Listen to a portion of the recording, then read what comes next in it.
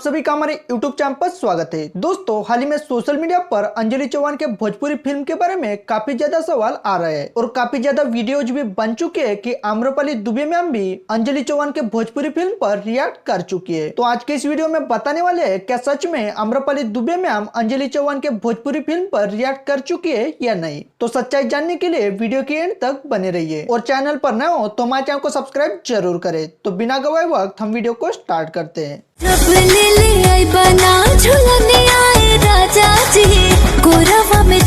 अंजलि चौहान को बचपन से डांस करने का बहुत ज्यादा शौक था और इसने टिकटॉक पर अपने डांस की वीडियो अपलोड करने के लिए शुरुआत की। अंजलि के टिकटॉक पर लोगों ने बहुत ज्यादा सपोर्ट किया। अभी अंजलि चौहान इंस्टाग्राम पर रील्स वीडियो अपलोड करती है और अंजलि के हाल ही में इंस्टाग्राम पर 2 मिलियन फॉलोअर्स कंप्लीट हो चुके हैं। अंजलि सोशल मीडिया पर फेमस होने के बाद आम्रपाली दुबे को इसकी एक्टिंग बहुत ज्यादा पसंद आई और आम्रपाली मैम ने अंजलि को अपने साथ में फिल्म में लेने का फैसला लिया। अंजलि चौहान ने मेरे रंग में रंगने वाली इस फिल्म में काम किया और इनकी इस फिल्म का ऑफिशियल ट्रेलर भी आ चुका है।